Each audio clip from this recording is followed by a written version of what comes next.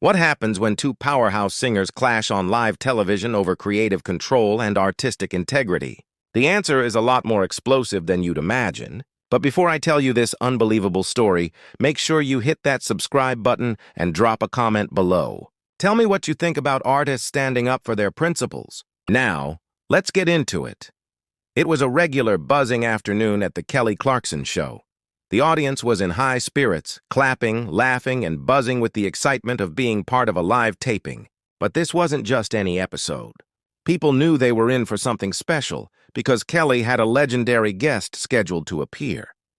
None other than the godmother of soul herself, Patti LaBelle. Fans were expecting a feel-good interview, some laughs, maybe a touching story or two from Patti's incredible career.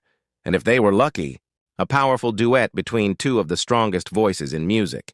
Kelly bounced out onto the stage with her usual bright energy, wearing a sunny yellow dress that matched her personality. The crowd cheered wildly as she took her seat behind the desk, flashing that wide, warm smile that had made her one of the most beloved hosts on daytime television. "All right, everybody," she said, her Oklahoma accent shining through as she spoke. "We've got such a treat for you today. One of my absolute heroes is here with us, a woman whose voice has blessed the world for over 5 decades. Please welcome the incomparable Patti LaBelle." The audience shot to their feet, applauding and screaming as Patti walked out from backstage.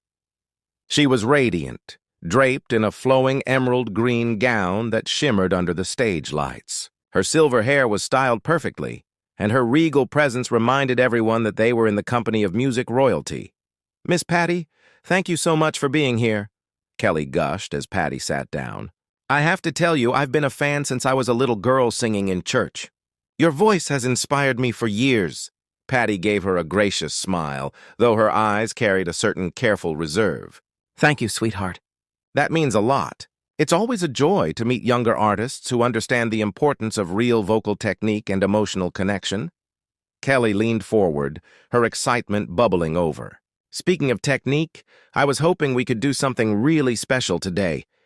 My producers worked up an amazing new arrangement of your classic song, Lady Marmalade. It's got a modern twist, and I thought it would be incredible if we could perform it together." Kind of like a passing the torch moment, the audience clapped and murmured with excitement, sensing something memorable was about to unfold. But Patti's expression changed ever so slightly. Her smile tightened, and her eyes narrowed just enough to signal a shift in the energy. "A modern twist?" Patti repeated, her voice warm but edged with curiosity. "What exactly does that mean, honey?" Kelly gestured toward her band, her enthusiasm unshaken. "Well, we've updated the arrangement with some contemporary beats, added a touch of auto-tune for that modern sound, and simplified a few of the vocal runs so it's more accessible to today's audience. Just bringing it into this decade." The studio seemed to grow colder, though the audience hadn't picked up on what was happening yet. Patti's posture stiffened and her hands gripped the arms of her chair. "Simplified the vocal runs?" she asked slowly, her voice calm but carrying steel underneath. "And auto-tune. On Lady Marmalade?" Kelly's smile faltered a bit. "I know it sounds different," she said quickly, "but the younger audience really responds to that polished sound. We just want to make sure your music reaches as many people as possible." Patti took a deep, steady breath, the kind a singer takes before hitting a long, difficult note. Her eyes locked on Kelly as she spoke with the weight of her decades in music. "Kelly, sweetheart, let me explain something to you about Lady Marmalade. That song wasn't just written. It was born. It came from a place of raw emotion, of struggle, of triumph. Those vocal runs you want to cut down, they tell a story. Every bend, every growl, every break in my voice, that's not just technique. That's life experience." The audience began to sense the tension. What had started as light-hearted conversation now carried a sharp intensity. Kelly shifted in her chair, trying to keep her composure. "I totally respect that, Miss Patti, and I love the original. But don't you think songs need to evolve with the times? Even you must have performed your songs differently over the years." "Of course I have," Patti replied, her voice rising slightly. "But there's a difference between artistic evolution and artistic erosion. Stripping away the soul of a song in the name of making it more accessible, that's not evolution. That's diminishing it." You're taking something born of pain and triumph and turning it into background music. The studio went silent except for the hum of the cameras. This was no longer a friendly talk show interview. This was a masterclass in artistic integrity from a woman who had been fighting these battles her entire life. Kelly's face flushed pink, her professional smile fading. But with all due respect, music has to change. The industry isn't the same as it was in the 70s. We have to meet people where they are. And where exactly are people, Kelly? Patti shot back, leaning forward. Are audiences so incapable of appreciating real music that we have to dumb it down? Or are we just deciding it's easier to lower the bar instead of asking them to rise up to it? The challenge hung in the air.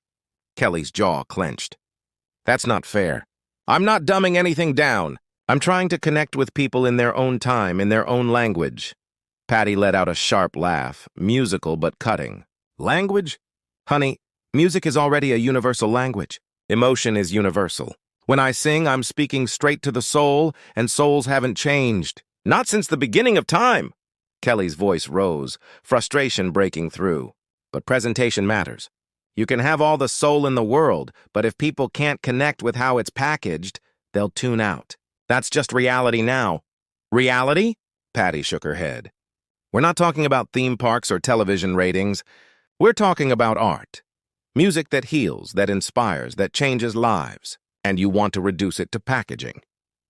The clash had gone far beyond two singers disagreeing. This was a generational divide. It was raw and personal, with every word slicing deeper. Kelly stood up, pacing. I'm tired of people acting like new means worse.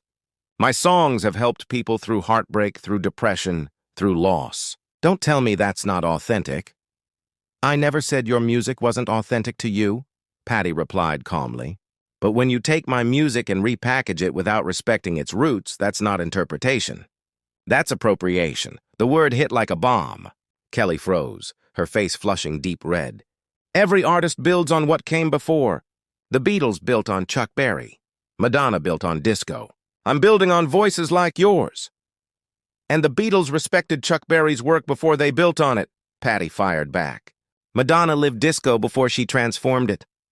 You're talking about turning a song that represents the struggles of women, especially women of color, into a sanitized pop track for mass appeal.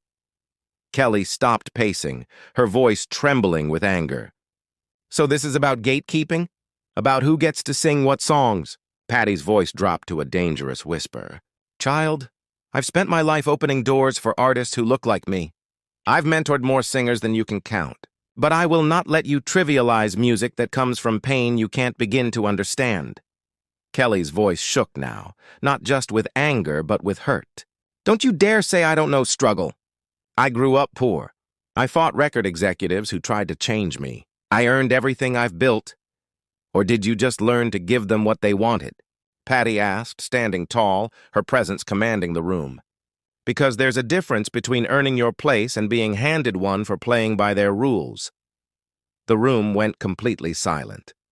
Kelly's voice cracked as she said, That's not true. I've never compromised my integrity. Patti studied her. And yet you're asking me to compromise mine. You didn't invite me to collaborate. You invited me to validate your vision by attaching my name to it. Kelly's eyes welled with frustration. I just wanted to share your music with a new generation. And what version of my music would they get, Kelly? A diluted, auto-tuned shell that has my name but not my heart? Kelly's voice rose again. Music changes. People change. The world changes. And I want growth too, Patti snapped. But growth doesn't mean dumbing things down. Growth means rising higher. What you're describing isn't evolution. It's devolution. The clash reached its breaking point. Patti grabbed her purse, stood tall, and looked Kelly in the eye. You wanted a television moment.